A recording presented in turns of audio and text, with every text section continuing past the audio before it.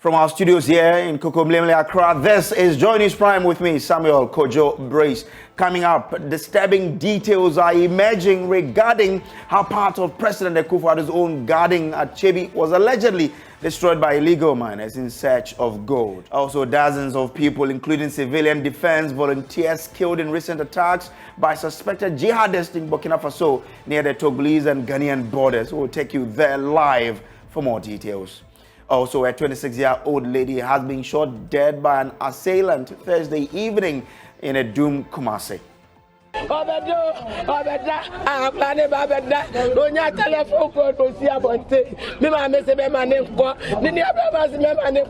She was about sleeping when the telephone call came.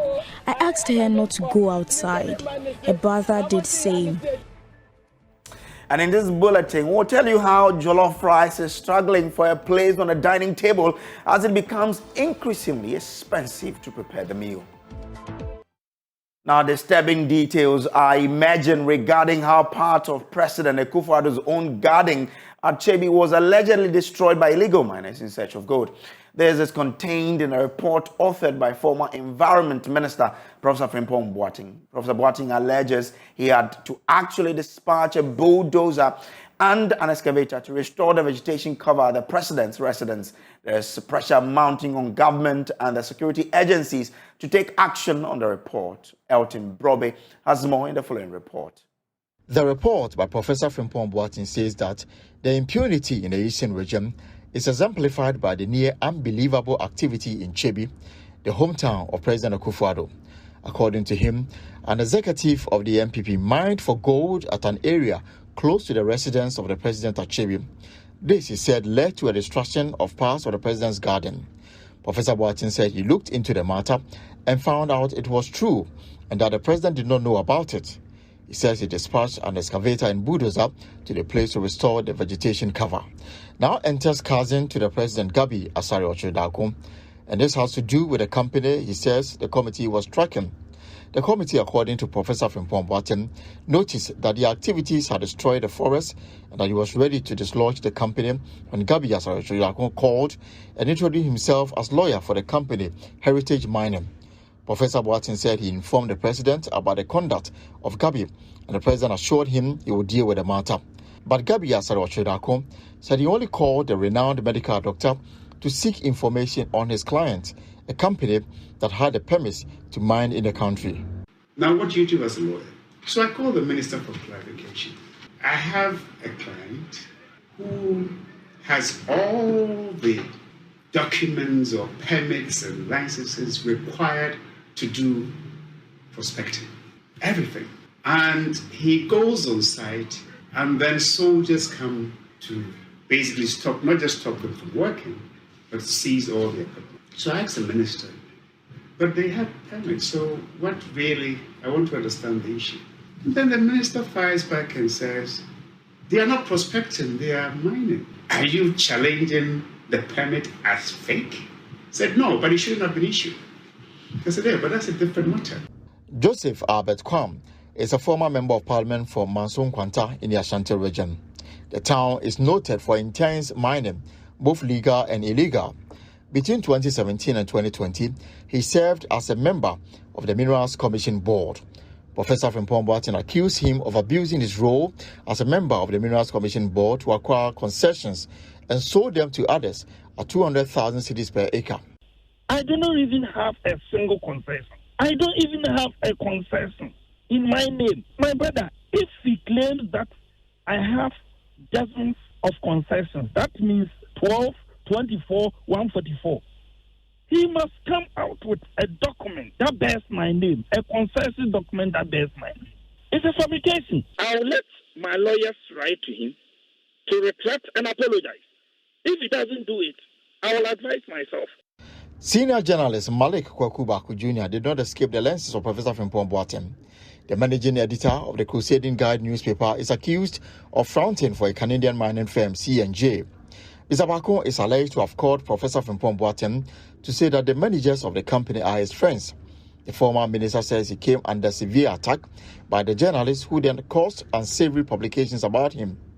But Kwaku Jr. is fighting back. First, He said he had no direct editorial or operational involvement in the publication by his newspaper. However, as a co-publisher of the newspaper, he accepts responsibility. He further adds that he simply called the minister to arrange meetings for managers of the said company.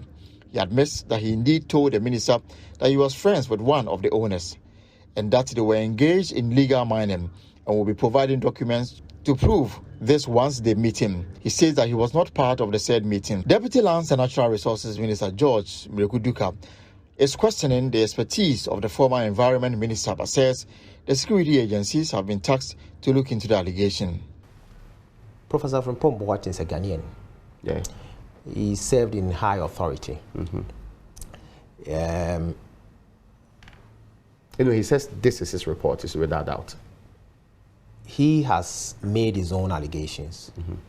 I wouldn't want to taint it in any way. Okay.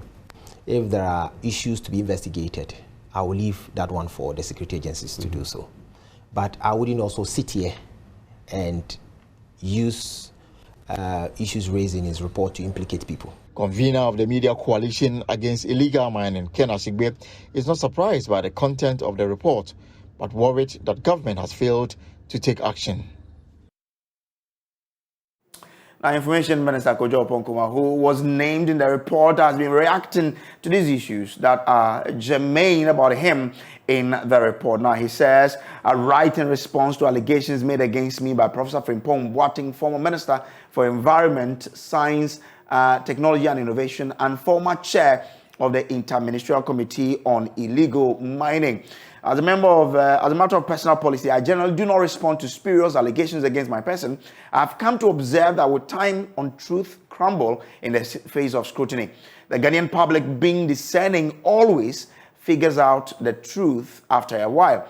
However, I deem it necessary to respond to these specific allegations because they are contained in a widely circulated document authored by former minister. It is important, therefore, to respond for the benefit of the record on this matter so that future generations benefit from a balanced account. Now, to specific issues, he says, on February 9, 2020, I was invited to Dodowa as guest of honor to a print pack, that's a private newspaper publishers association of Ghana event, jointly organized by the Bank of Ghana on financial reporting.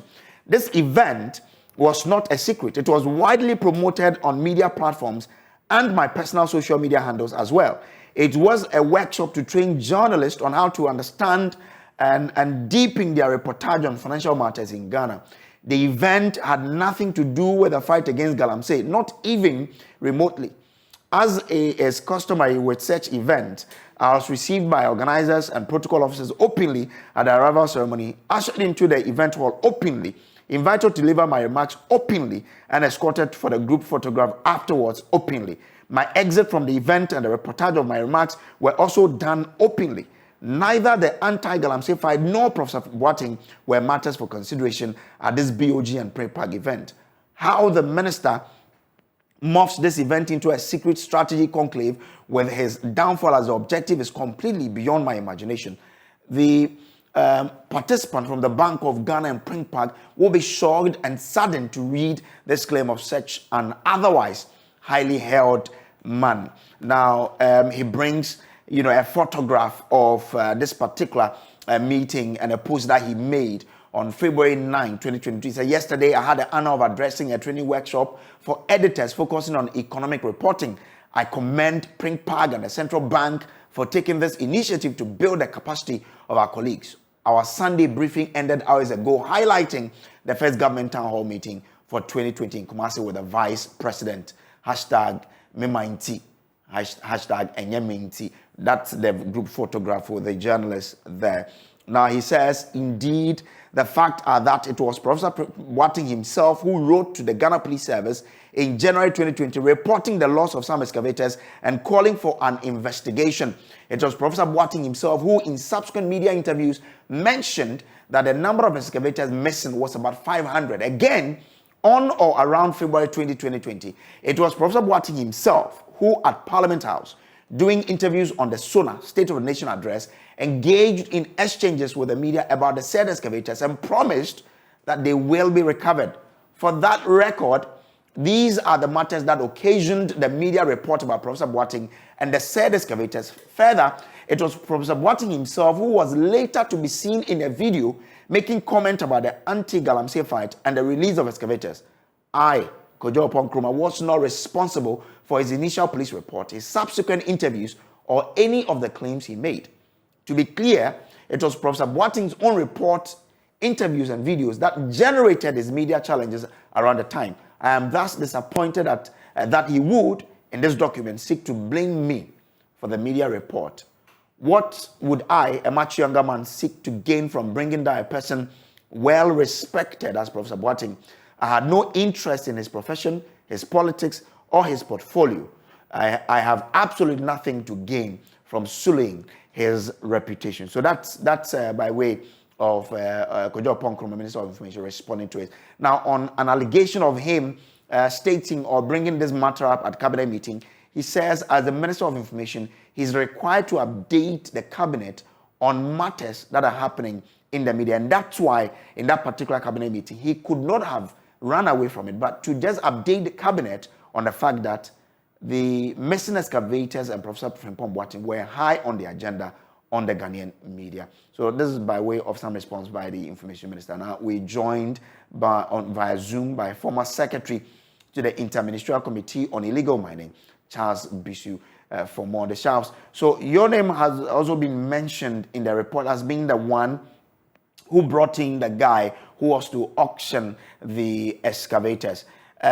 You went with Professor Frimpong Boateng. What is your reaction to this particular report, since it has been leaked to the press? Okay, thank you, and good evening to your listeners. I mean, bringing the guy, I mean, you're talking about Kosi. Kosi, yes, came to the party office that he'd heard that the seized excavators and he's an auctioneer. He came with one government official and all that. So from what I gathered, he was introduced, he was given information that something of that sort will be happening. Now, the excavator issue, you know, when we seized the excavators, I want to clarify one thing. After seizing the excavators, most of them did not belong to Ghanaians. I mean, about 99% were for foreigners. What happens is that when the Ghanaian gets a license to, mine, going to small-scale mining, knowing that per the law, the small-scale mining is a preserve of the Ghanaian, what was happening was that they do not have the finances to invest in it. So they go look for foreigners to help them, and these foreigners come with the excavators. So they pay the excavators with gold. And so most of the excavators were registered in the name of the foreigners. So most of the excavators that we see belong to Chinese. During that time, people kept asking here and there for excavators. I quite remember that KMA were given some to work with, AMA were given some to work with, which was official, and then the dam, is it Bagri Dam? You recall that during that time, there wasn't over flooding. Under the leadership of Professor Frimpong Boateng, we sent some there, and then the river was dredged prior to the dam being opened and all that. So I think that we didn't have any casualties now. So it wasn't me who introduced the person. Usi came to the office through information, and that what happened was I wrote to the chief of staff, asking her as to what needs to be done about the excavators. The chief of staff then wrote to the Attorney General, then Gloria Akufo. Then she wrote back and said that under Article 35, Clause 5 of the Police Act, when things are confiscated, they can be sold. The proceeds are kept for 6 months, and then later on, it goes into, I think, the consolidated accounts and all that. So we follow due process. Now, with this report coming out, I think that having established the excavator bit, Prof said 500 excavators had gone missing. I wrote to Prof. I wasn't in the country there. The day that he granted the interview at Joy, Multimedia, I called him and I said, Prof, what you have said is not true. It's not factual because the information that we have, and per your report to the National Security Council, and I remember the last report was on the 11th of September. I think that was a Tuesday. And you reported about 300, and that is the factual truth. And that you and other ministers have gone to the locations to ascertain if whatever was on the document pertains to what you've seen on the other locations. What he told me was that he knew what he was doing. Okay? Now, if he says he knew what he was doing, does that mean he knew the number of excavators that you had seized? Or how many did we really seize from these illegal miners? He said in Chida, I mean in the mayor. So I don't know. So to it, I know what I'm doing. So I wrote a letter establishing all the facts. I copied all the 10 ministers on the committee and the president himself. But I think the letter that was supposed to go to the president was blocked because I was then not in the country. Now, following that, then Prof arrested Akufo. Because Kojo upon Nkrumah mentioned that he wrote a letter to the police. So at that time, you've said that 500 excavators had gone missing. And then you got somebody arrested. And then he said that I should be arrested as well. And then I spoke to the police and I said, okay, you have to write to the chief of staff. Once this is done, I'll come and then answer your questions. I went to the NIB, then BNI then, I think.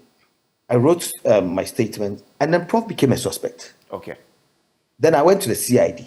He said I'd bribed the NIB, so why were they calling? So there were issues of misunderstanding in terms of the numbers. How many did we seize, really? It wasn't just issues of misunderstanding. The factual truth was that we had about 260, 200, I cannot remember. It wasn't up to 300. Okay. Okay.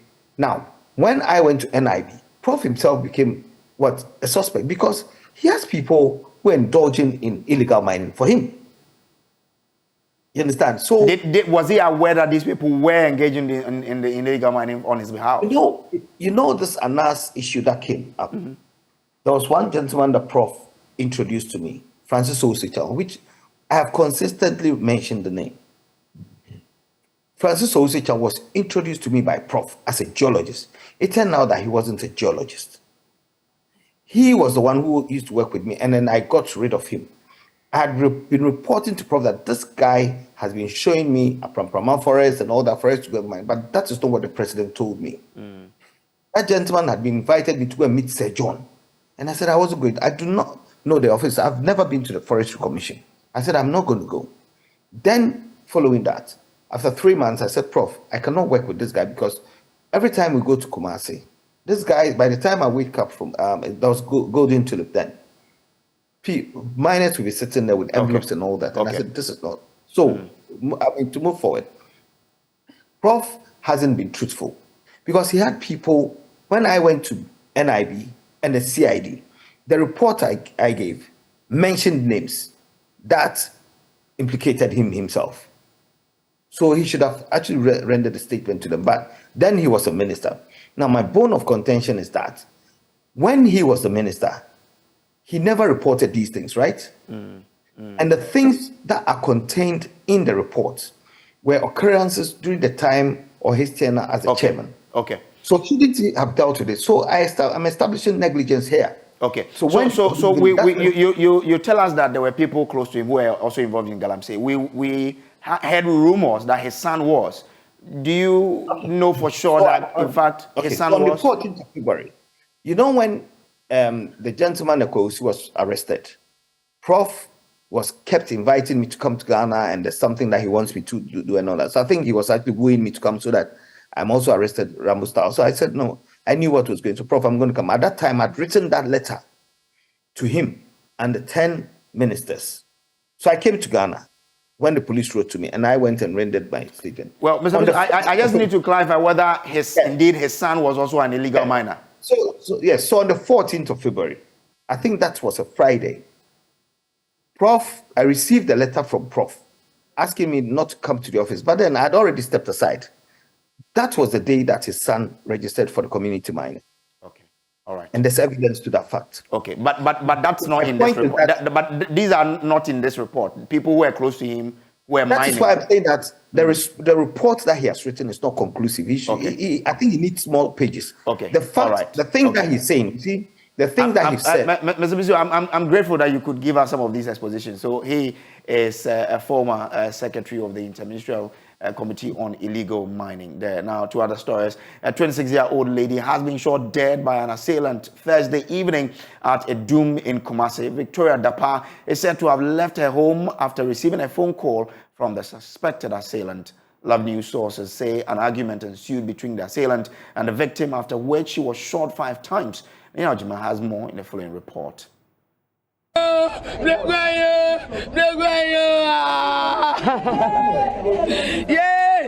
Mother of the deceased is unable to hold her tears.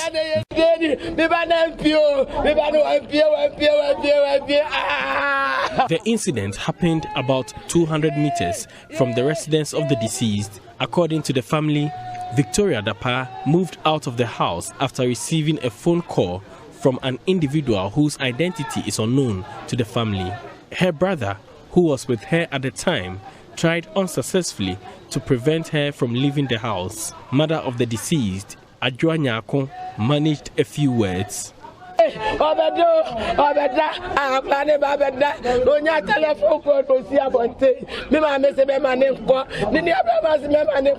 She was about sleeping when the telephone call came. I asked her not to go outside. Her brother did same. She told us she isn't going far.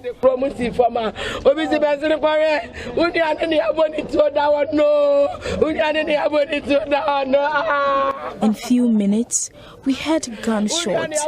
We were informed she had been shot. They went out to find her dead.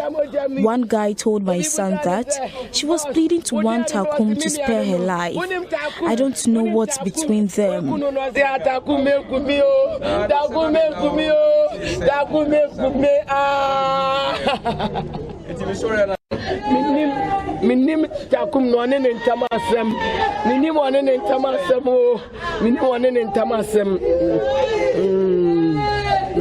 Police have since cordoned the crime scene as investigations commence. Police for Mudia said your mobile and some Bema Pepe. If the police is investigating the issue, we hope they find the individual so the law can deal with him. Even if that is fulfilled, my daughter is no more.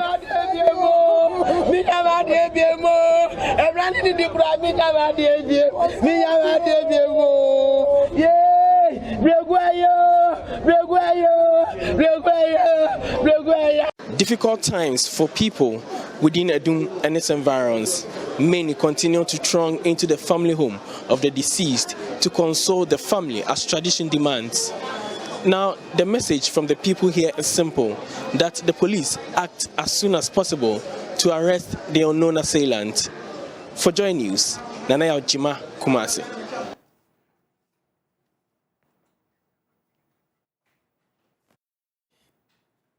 Now, Ghana's high food inflation rate has made it difficult preparing jollof for a household of 5. Now, the dish is struggling to find a space on a dining table for an average household of 5, requiring at least 250 cedis to make the meal. This was contained in the SBM Intelligent Jollof Index report for the first quarter of 2023. We're joined in studio by Joy News data and research analyst Isaac Kofi Ejay to break it down for us. Kofi, let's get, how does the picture look like in the first quarter of the year, and how are households struggling, to prepare this? What we've been doing in Nigeria, SBM Intelligence. They've been doing it since 2016, I guess. But this first quarter of 2023, they decided to add Ghana by collecting data from both Kumasi and Greater Accra. And what they realized was that in Ghana, if you really, really want to prepare, a pot of jollof for a family of 5, now you need close to at least 250 Ghana cedis before you can prepare some proper jollof rice for your family to eat. This as a result of the soaring, inflation rate.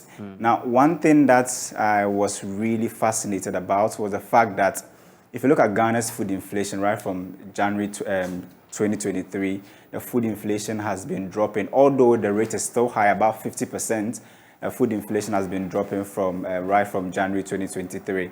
And this corroborates what the Jollof Index actually found.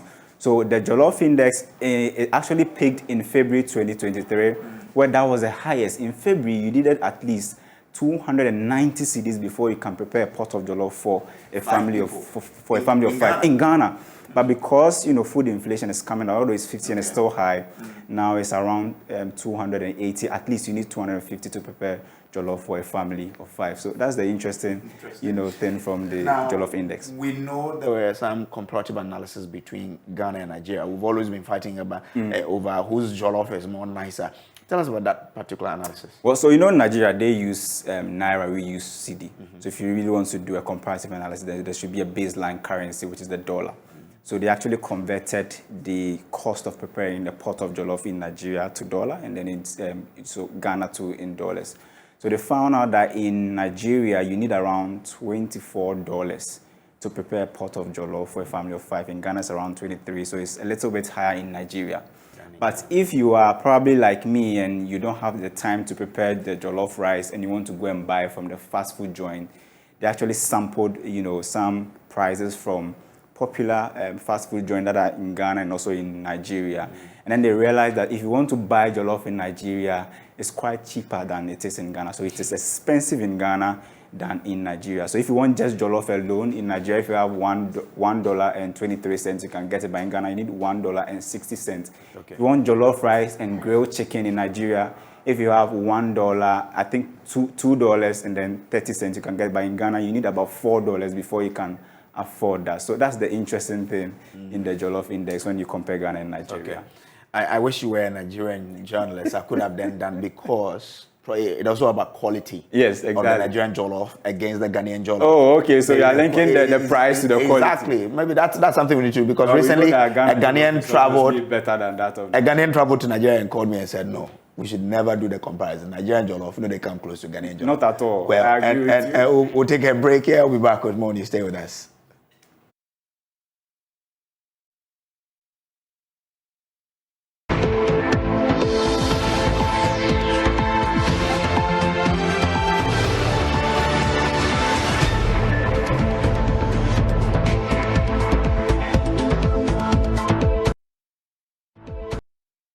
Back from the break. Now, the Electricity Company of Ghana in the Central Region is appealing to their customers to support them stamp out illegal connections from their system. According to the company, illegal connections are a big drain on the resources of the company and also affect their customers as well. General Manager of the ECG in the Central Region, Emmanuel Lumo, has been speaking to the media after the company's exercise to recover their debt. There is more in this report.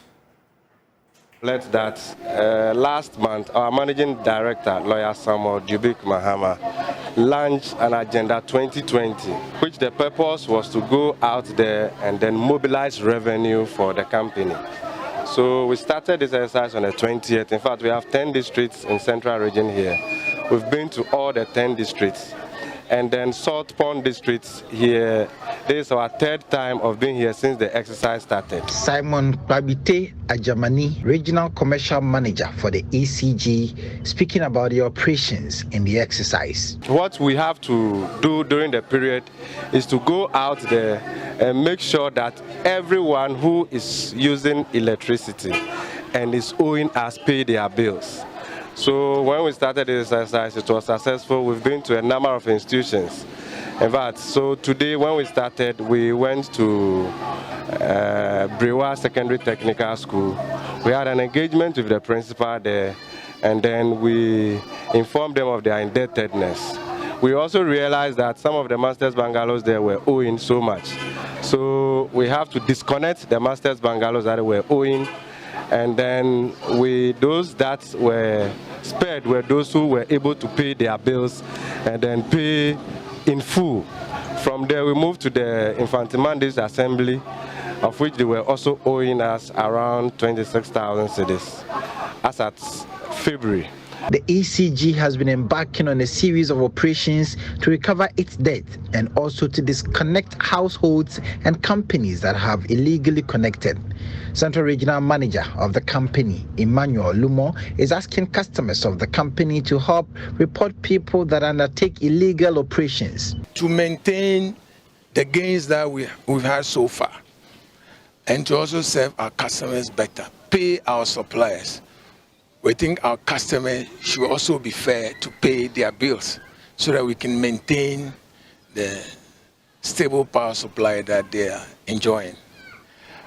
We need not to be forcing them to pay, because the contracts that we sign with them initially, they know that it is their duty to also honor their portion of the deal. As for the power thieves, we are going to actually deal with them. We've seen people coming in with illegal meters, selling to people. We are going to farm them out, make sure that once we get you, the law will deal with you. As we speak today, alone when we started with the exercise, you affirm this, that we've already arrested close to 5 people that are involved in illegal connection. We've been giving some to the police to handle, which I think is not fair.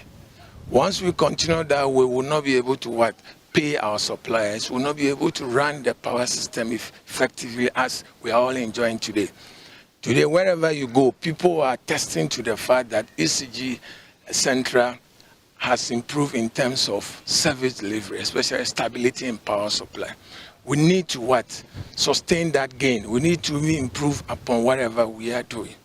So we are now appealing to our customers that once you chance on any illegal connection, quickly inform us, because these illegal connections, there are some of the challenges that we have with them. They cause frequent outages and also fire outbreaks in our homes and market areas. Mr. Lumo believes should they earn the support of residents, illegal connections will be a thing of the past.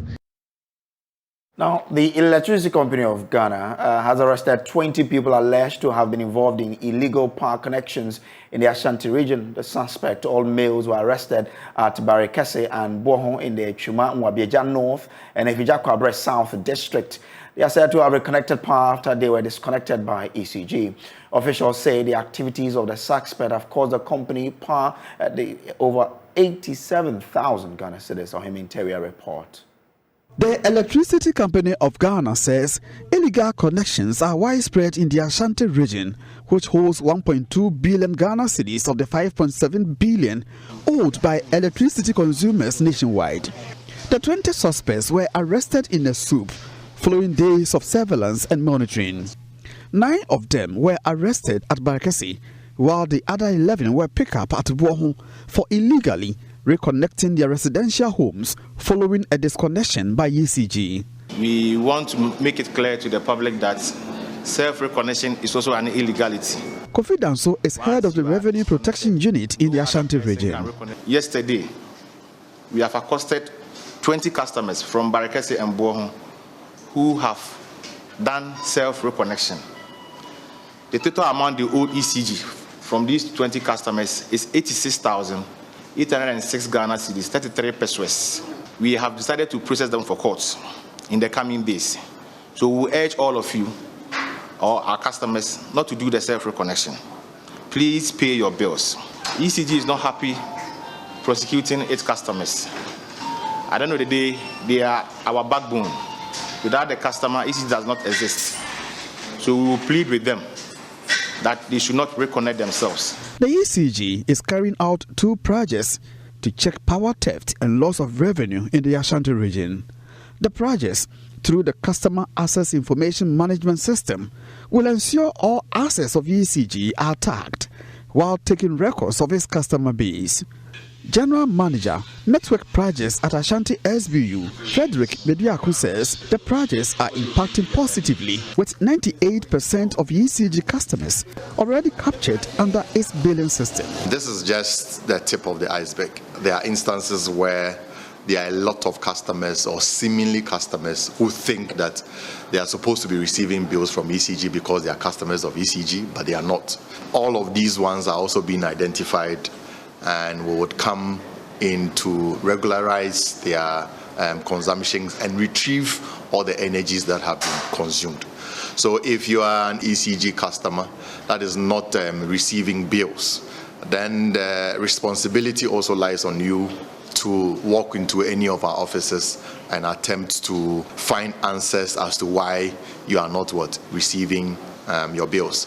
As per our checks, we have about 98% of our customers are receiving their bills. Our exercises that we are doing is to dot the I's and cross the T's and identify those ones and the reasons why some of our customers are not receiving their bills. From Kumasi, for Joy News, Ohiminteria reporting. Now, Upper West Regional Minister Dr. Hafiz bin Saleh has called on the people of the Jirapa traditional area to emulate the exemplary life of the late paramount chief of the Jirapa traditional area and former Inspector General of the Ghana Police Service, Peter Namfuri. Speaking at the commissioning of a 2.2 million auditorium for the Jirapa traditional area, Dr. bin Saleh stated that the former Inspector General of the Ghana Police Service led a distinguished life in both private and public and did not wrong any of the people that he has worked with. Join us as Upper West Regional Correspondent Salam report from Jirapa. The 2.2 million Ghana cedis ultra-modern auditorium of the Jirapa Traditional Council was funded from contributions from indigents of the traditional area, spearheaded by the Chief Executive of the Royal Kojo Hills Hotel, Eric Johnson. Apart from the monetary and material contributions, labor was provided by the people of Jirapa and other communities they share blood ties with, including affiliate family members from the Walimairi clan. Construction of the multi-purpose building started on May 27 last year and was completed within 10 months. The auditorium will serve as a meeting ground for chiefs from the traditional area and also as the office of the Jirapa Overlord. Upper West Regional Minister Dr. Hafiz bin Saleh, himself an affiliate member of the Jirapa royal family, commended the chiefs and people of the traditional area for working to put up the magnificent edifice, which he said is the first of its kind in the region. Without a shadow of doubt that what we are about commissioning, we don't have any facility of this nature in the other paramouncies in the region. Jirapa has always shown the way. It is a peaceful place where the people are united and committed. It is in that place that I want to urge all and sundry to continue to be united in spite of the fact that we have lost our leader. He was, however, unhappy about the state of the Jirapa Nas Palace, which was earmarked to be given a facelift but has partly collapsed and almost turned into rubble. He urged the people to focus on rebuilding it now that the auditorium project is out of their way. Dr. bin Saleh also used the opportunity to utilize the late paramount chief of the Jirapa traditional area and former Inspector General of the Ghana Police Service, Peter Namfuri. Was a peace-loving person who led us with distinction. He lived a distinguished life, both in private and in public life. In all the positions that he has occupied, there is not a single soul that can accuse him of any wrongdoing. The late former IGP is expected to be buried next month on May 27. Reporting for Joy News, Salam, Jirapa. Management and staff of the multimedia group held a remembrance ceremony to honor its former lead camera technician, Modestus Elomi Zame. The late Modestus died on Tuesday, April 13, at the Greater Accra Regional Hospital following a short illness. At the event organized at the premises of the company, team members eulogized his compassion and dedication to work. Here are some sights and sounds of the solemn event.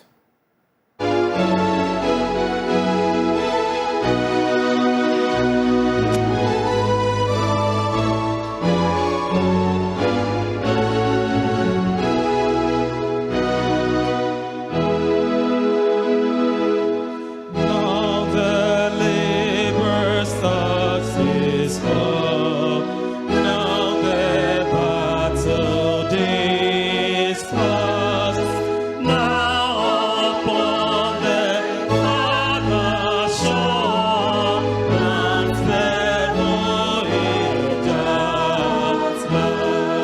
And this morning, I will not bore us with a long talk, but just to remind all of us that the times are so crucial and we don't have enough time. Now is when you step up. Now is when you rise to the occasion. When the trumpet blows, how well would you have made use of the time you had? Because indeed, there is no time. Ephesians 5 verse 15 and 16, and I conclude my message. Look carefully then how you walk, wrote the Apostle Paul, not as unwise, but as wise, making the best use of the time, because the days are evil, and the days are fast gone. Indeed, there is no time. It is very important that in times like this, we get together and we hold each other's hands. After wiping our tears, is to nudge ourselves to remember that we are but passing through. Sometimes you wonder why good people die. You wonder why somebody like Modestus will just pass on. Our dear Modestus, we are here today to let you know we are grateful. We are here today to let you know that we will keep on keeping on. We are not going to give up. You were a father, a brother, a friend, a teacher, an inspirer, a disciplinarian. Others, a lot of us are here today because you held our hands. You have touched a lot of lives. You have no idea the community you have built. We will leave and make sure your legacy lives on. Others, we are grateful. As a department, as a unit, as a body, we are broken. Since you left, I have seen all the strong guys I know break down. Talk about who. Everybody has been very broken. This is not what we wished for. This is not what we planned for. Others, this one cuts very deep. We are broken, Modest. But then, there is time for everything. And we believe this is your time. Modest, Zonye, Modest Nantiye, Modest, rest well. Thank you.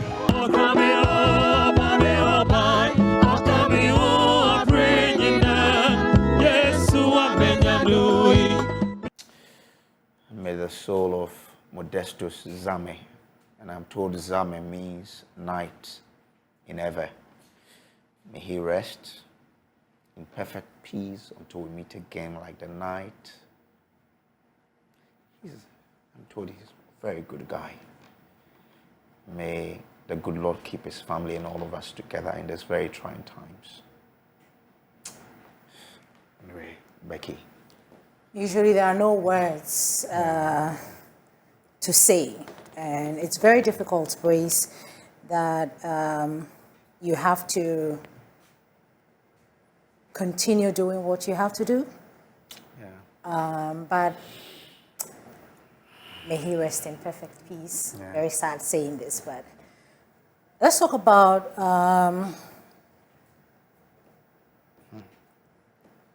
Lexi. He's talking about the comedy industry. He mentioned that because of their continuous hard work, they've made the industry, talking about the comedy industry here in Ghana, attractive to the masses. Come of age comedy, and it will shock you that a lot of them actually, because they came not just because of basketball, probably the love they have for some of us also made them show up, because then it wasn't like that, but now we can clearly see that Ghanaians are trying to warm up towards us, and it's a beautiful thing. We are counting for more of such in the future. I was coming to that, whether you think that Ghanaians are now more of appreciating what you do and and others, and Also, what are you doing differently that is making us, appreciate the craft that you're doing? We are putting in work. It's work. If you tell me I'm not funny or I'm not good enough to be a comedian, the only way I can prove to you is to work, put out my work. If I'm on this platform and you see me perform and you love what I do, you will not go back with the same narrative that Ghanaian comedians. So we've been working, we've been putting in the work. We have a comedy club, few comedy clubs where new comedians come, old comedians come, we try our new materials. We help grow the content you are trying to scribble down. So that's how we've been able to change the narrative over time. And now I would say we've deliberately gotten the media involved in our business. First, it's like we were quite isolated from the mainstream media, but now, just as you are here interviewing me, in the past probably you will not be here to interview me, but now we invite you guys over to have a feel of what we are doing.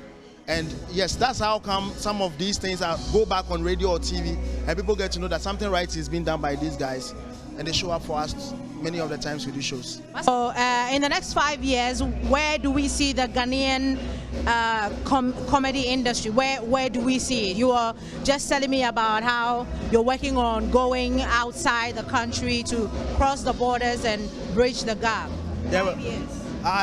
Next 5 years, we are expecting that just as now, when we talk about entertainment hub, like we're very active in the comedy industry, the names of Nigeria, countries like Nigeria, South Africa, their names like randomly pop up in the conversation.